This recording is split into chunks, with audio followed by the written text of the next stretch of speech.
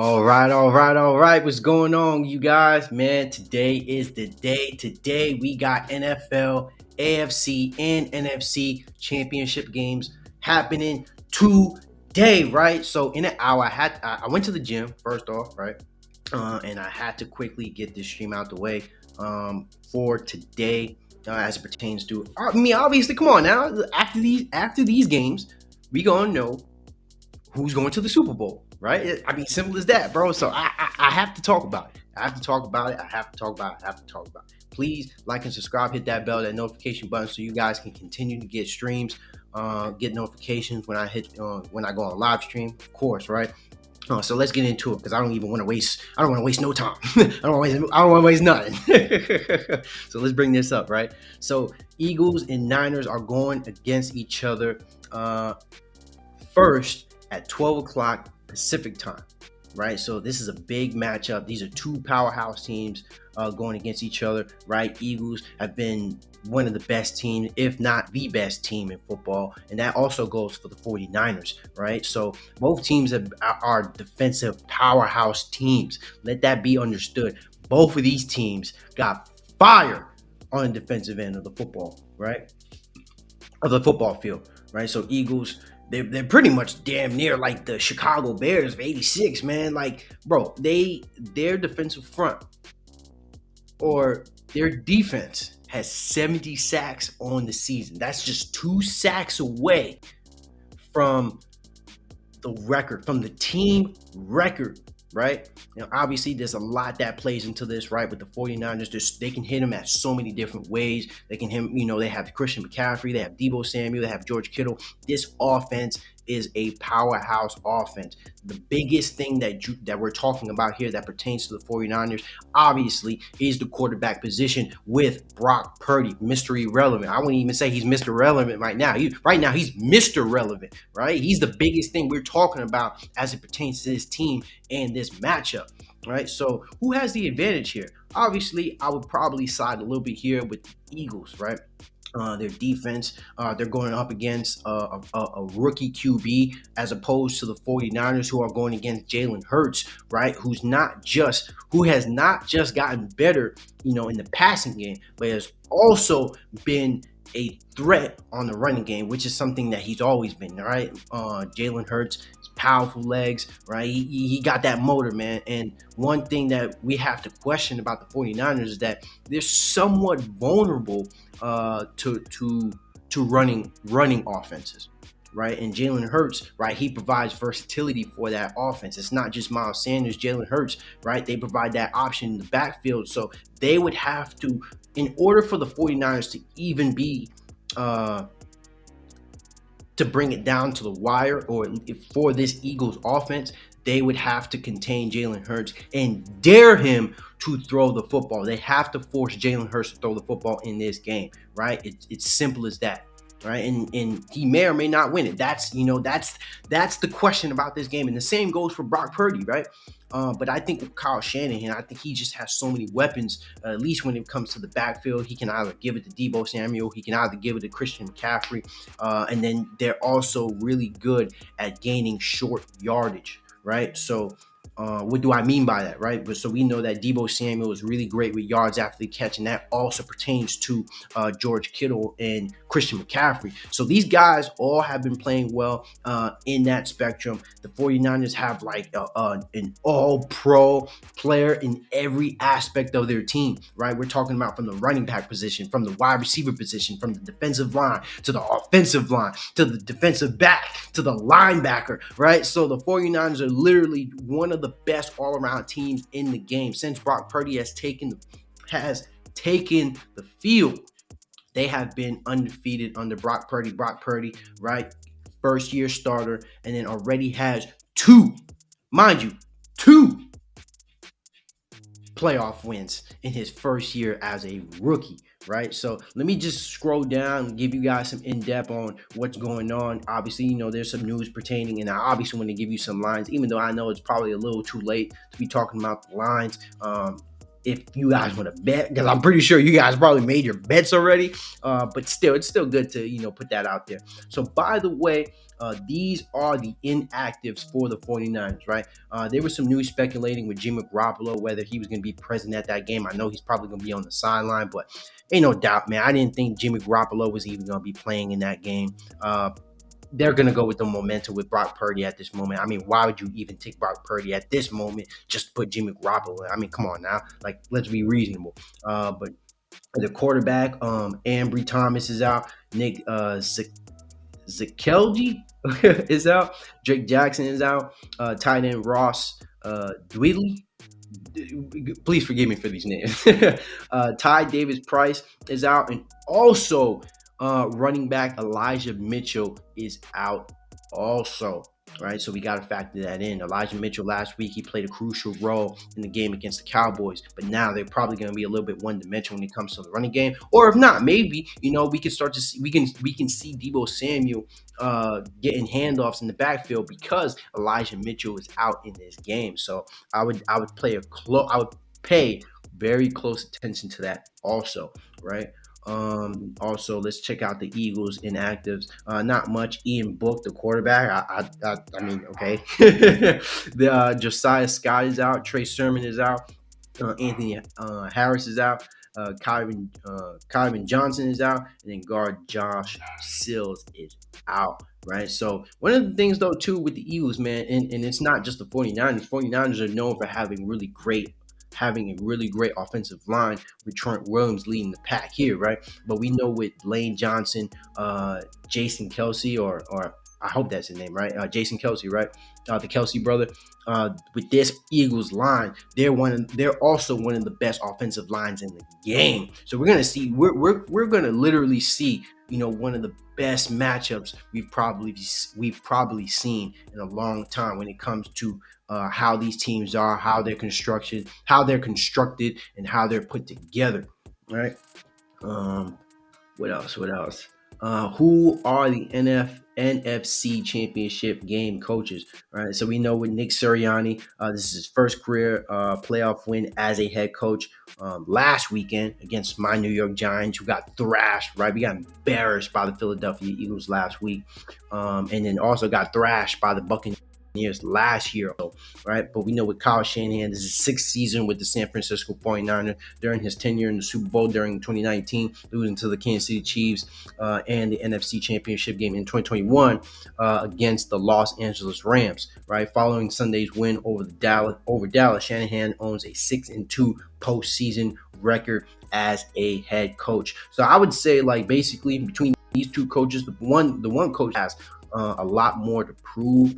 I would probably go with Kyle Shanahan, strictly because Kyle Shanahan has been in so many of these situations before. He has a winning record in the playoffs, but the one thing that's factored in is that he's maintained consistency in saying that he cannot win with Jimmy Garoppolo at the starting quarterback position. He probably didn't openly say that, but I mean, hey, we can actions speak louder than words, right? So now that you have somebody who's somewhat competent in there, I mean, not like Jimmy G was incompetent, but you get my point, right? Brock Purdy is just, he doesn't play like Jimmy Garoppolo. So the stigma is, with Brock Purdy is now you have somebody in there who can make those throws, but at the same time, they're probably going to limit him because, the Eagles defense, they have the number one passing defense in the league, right? Even though the 49ers have the number one defense in the league, the Eagles have the number one passing defense in the league, right? So we got to factor that in.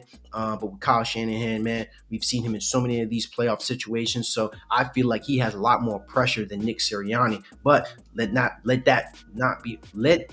let's not misconstrue things, right? Nick Sirianni with the Eagles, they have one of, if not the best team in the league. So we have to consider that, there's almost no excuses here on why this team would fall in the AFC Championship game. But, you're going against the 49ers, who's to say, you can't stamp these situations in, right? So there's a lot on the line as it pertains to which coaches, but I would lean a little bit to the right on the 49ers end, right? So, why the Eagles? Jalen Hurts is a triple threat QB who uses his intellect to win. Let's up on that a little bit. Brian Johnson dutifully answered questions during a television interview earlier this season when narratives surrounding quarterback sparked a revelation for the Philadelphia Eagles assistant tasked with the development of Jalen Hurts. There's so much discussion about Hurts' arms and legs. Johnson, the team's quarterback coach, concluded that the thing that never really gets talked about is how smart Jalen is. Johnson and Hurts sat together soon after. The coach shared a thought with Hurts that has since become an attempted catchphrase for the quarterback. Dual threat, Johnson said, replaying the conversation to the Athletic. No, you're a triple threat. That was the seed for the term that Hurts has used in the news conferences and interviews, suggesting that his processing matters as much as his passing and prancing.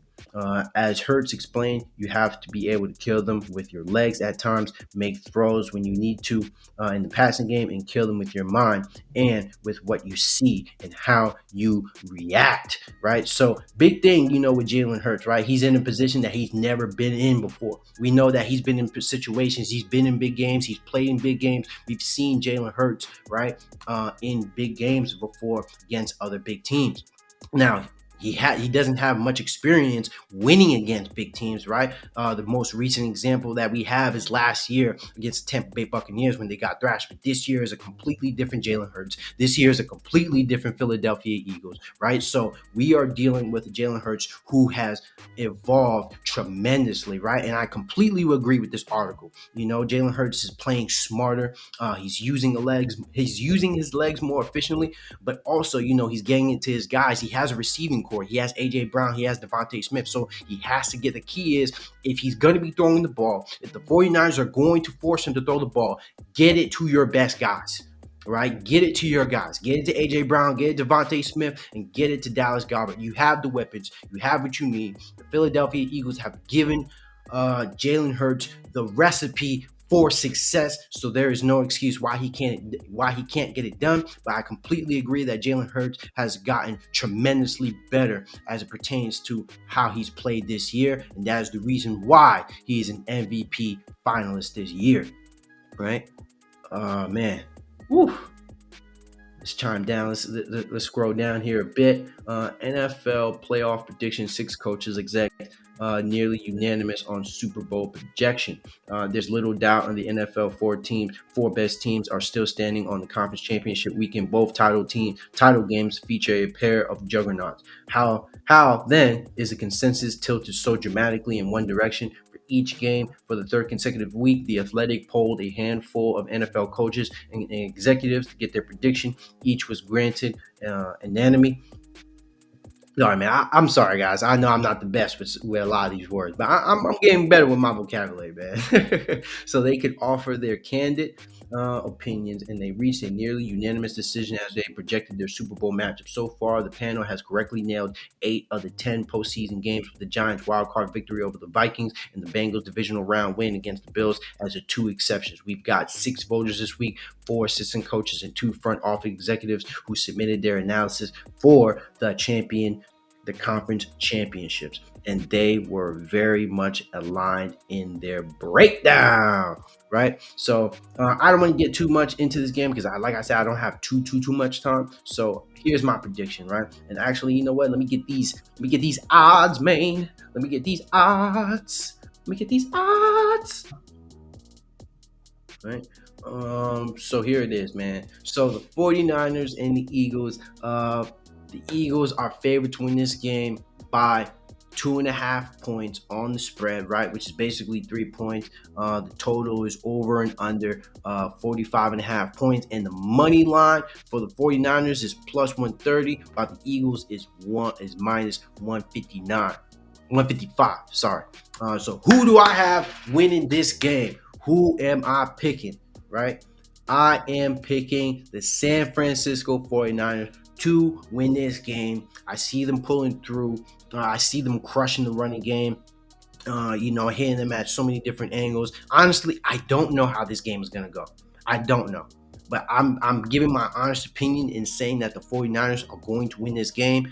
So I'm kind of just going to leave it at that because this is probably one of the hardest breakdowns because this team, I look at this team as literally damn near equal with the exception of the two quarterback positions, but they play entirely different, right? And also, right, let me bring this up too, just because I already got the page up with the Bengals and the Chiefs. The Chiefs are now favored by 2.5 points, right? With a total over under of 48.5 points, and the money line with the Bengals being the underdogs, right, with plus 110, and the Chiefs being minus 130. So that's very interesting, though, to say the least, because I know that when we were watching um, as the week progressed, the Chiefs were actually the underdogs coming into the week. But as the week started to progress, we started to see Patrick Mahomes in practice. He wasn't having a boot. He was able to walk on that ankle, and he was guaranteeing us that he was going to play in this game, right? So this is also another great juggernaut team, two juggernaut teams going against each other, right? We got two powerhouse quarterbacks, right? With Joe Burrow, Joe Ice, Joe Beasy versus Patrick Mahomes. Patty Mahomes, man, the Virgo Viper, right? So Patrick Mahomes right now and Joe Burrow. This is a much anticipated matchup. The Bengals have beaten the Kansas City Chiefs in the previous three matchups, right? So they're 3-0 against the Chiefs in their last three matchups, right? So right now the Bengals, right now, they're on a nice little winning streak from even the regular season. They whooped the Buffalo Bills last week. They made them look completely I don't know what type of Buffalo Bills team came out last week, right? They were on their home field, they were on their home turf, and they didn't look like the same offense that we had seen in the past. But a lot contributes to that, But in this particular game, I don't see the Chiefs approaching this game against the Cincinnati Bengals like the Buffalo Bills did. They have a great running game.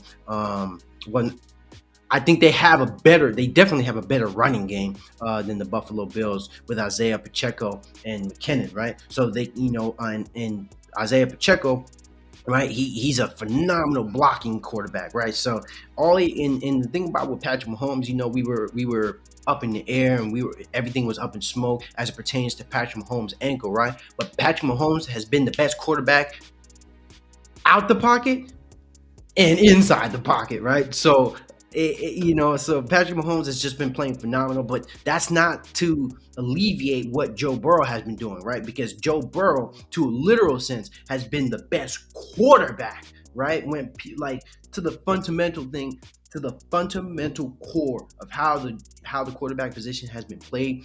Joe Burrow, with his pocket awareness and getting the ball to his guys, putting it on a dime, right? Patrick Mahomes, he just makes magic. He doesn't see some. His field vision is also on the same level as Joe Burrow. We're talking about two of the best quarterbacks when it comes to pocket awareness, right? But Patrick Mahomes, he'll throw the ball in the air, he'll flick it behind his back, he'll do whatever, he'll throw a baseball throw, he'll sidearm it, right? We'll see so many different ways on how Patrick Mahomes can just make so much magic, right? But Joe Burrow, he's just a stone cold killer. He's like a viper on the field, man. So the thing with these two teams, this is gonna be another great game. It's like me thinking about it is blowing my mind. I'm being honest with you. This game right here is blowing my fucking mind. Right, so I cannot wait to see this game. I can't wait to fucking see it. So let's my fault, guys. I'm just getting a little bit excited. So let me scroll down here a bit, try to get a few pointers, and then I'm gonna end it off here, right? Let me see. All right. How to watch? Okay. Don't need that. Nope. Explaining NFL overtime rules and how. All right, so this should be interesting. Around this time last year, the NFL's much maligned overtime rules came under increased scrutiny following a wild back and forth playoff game between the Chiefs and the Bills. After KC won an overtime toss, Patrick Mahomes marched downfield and found Travis Kelce for an 8-yard touchdown pass to send Kansas City to the AFC Championship. While Josh Allen, the Buffalo offense, never got a chance to touch the ball in the extra period, 2 months later, the league approved a modified overtime rule that ensures both teams get at least one possession in any playoff game that is tied after four quarters. The latest tweak could have an impact for the first time during the 2023 postseason, right? So I hope you guys are aware of this now. Both teams are guaranteed the ball, and I assume if a team, not actually, it's not even I assume. This is actually a fact, right? If a team scores, the other team will actually have the opportunity to score also. Now, if they don't score, then game over. Done data. Done data. It's done data, right? So you can't score after, if you don't score after that 7, right? After the other team scores 7, you're done for. It's over for you, right? So Bengals and Chiefs all-time series Sunday's contest will be the 33rd meeting between the Bengals and Chiefs. Cincinnati leads the series 18-14. And also owns the longest winning streak with 5, spanning from October 15th, 1972 to December 4th, 1977. The Chiefs hosted the first matchup of their series on October 13th, 1968, which Kansas City won 13-3. The Bengals and Chiefs just played in just one playoff game in their historical series. That was the 2021 AFC Championship game, which the Bengals won 27-24 in overtime. The Bengals won the 2022 regular season series, defeating the Chiefs 27-24, which is the same exact score on December 4th, 2022. Right, so we're gonna see it, man. We gonna see. We gonna see what's going down. So Chiefs QB on his ankle injury. Chiefs QB Patrick Mahomes on ankle injury. I'll be ready to go for sure. Chiefs quarterback Patrick Mahomes said he'll be ready to go for sure when Kansas City faces the Bengals in the AFC Championship game on Sunday. Mahomes joined Wednesday morning's walkthrough and was a full participant in practice Wednesday. Here's what you need to know. Mahomes said Wednesday he's doing good after suffering a high ankle sprain on Saturday's win against the Jaguars. I've had a few days of treatment. I'm excited to get on the practice field and see where I'm at. Mahomes said the MVP finalist said the ankle injury is somewhat similar to the high ankle sprain he had on the opening day of 2019 season. Mahomes played the following week and threw 4 touchdown passes in a win against the Raiders. So we don't got to worry about it. We don't got to worry about it. I'm so bored. Football sucks. Hey, man, come on, bro. Like, what's good with all that negativity, man? Hey, I be talking ball, too. I be talking basketball, too, right? So if you bored, hey, tune in on the basketball debates. Hit that bell, that notification button if you trying to tune in on some ball, because I talk ball, man. So I talk ball. I'm so bored. Come on now, man. Hey, you don't got to be bored coming on here. Hey, appreciate the thumbs up though, boy. Of course, man. Always looking out, bro. Football thumbs down, man. You a Debbie Downer, man. You a Debbie Downer. But I mess with it though. Hey, thank you for the engagement though. Thank you for at least tuning in, even if it's for a little bit, So Patrick Mahomes is ready to go. We know that, right? We know Patrick Mahomes. There's no excuses. Presumably, we can assume that Patrick Mahomes is going to be fine. There's probably going to be some things here and there, but we can only hope that nothing happens in this game. I pray. Take a moment of silence. All right, that was just me making sure nobody gets hurt in this game, right? So sleeper players who can be game changers in this game. Running back Samaji Perine, quarterback Chad Henne, and Duke Chrisman. The Chiefs punt returners. The Bengals punter. I mean, yeah, he has a point. I mean, they made some really good punts last year though too. I mean, last game against the Bills, right? They were putting him in very tough spots when they got the ball. Right, which is why the Bills were having such a tough time, even scoring throughout that game. Right, so 4 lessons to take. The Chiefs have learned in their 3 previous losses to Bengals. Think of it this way: the Chiefs don't want to be swept. Yes, They have lost the past three meetings against the Cincinnati Bengals, the most significant occurring in the AFC Championship game a year ago, a game in which the Chiefs blew a 18-point lead. Once again, the two teams will meet Sunday in Arrowhead Stadium in the conference title game. The victor of this game advancing to the Super Bowl ahead of the much anticipated showdown, which will feature superstar quarterbacks Patrick Mahomes and Joe Burrow. The Chiefs have asked themselves one all important question that can serve them well in the building and perhaps modifying their upcoming game plan. What did we learn from the previous three losses? We know they're talented in all three phases. Coach Andy Reid said Monday of the Bengals, it's mostly the same guys playing against each other. I'm sure both teams will have adjustments that they make, and both teams will play hard. We'll just see how it goes. The three previous games between these two teams do provide plenty of storylines and trends that help explain why the outcome of each meeting was the same, a 3-point win for the Bengals in a comeback effort.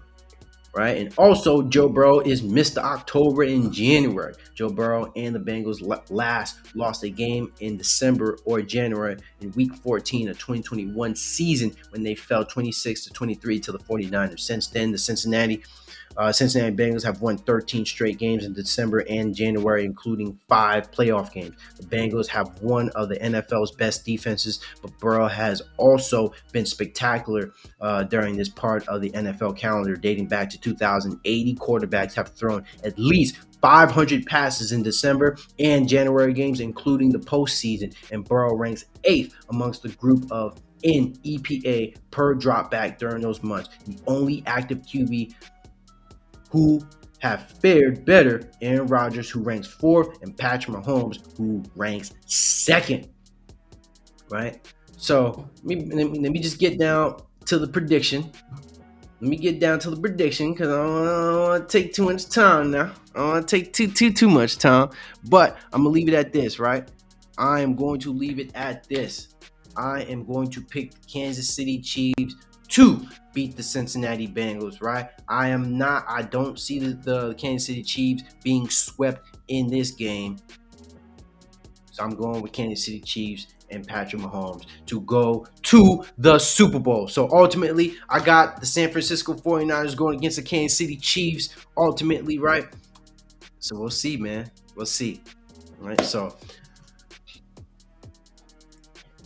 right, so there goes my little spiel just before the game. I know probably not a lot of people are going to tune in because by then the game is probably already going to start, and this video will probably be old. But hey, I still got some content out there, so it doesn't matter. I still was able to put something out there for somebody to watch. But once again, I appreciate you guys tuning in. I appreciate you guys tapping in. Please like and subscribe. Hit that bell, that notification button. I got some more sports coming up. I'm definitely going to be streaming later as pertains to the reaction of the game. And definitely, so please tune in, right? So this is Cash Sports. I'm Cash, and thank you guys for tuning in.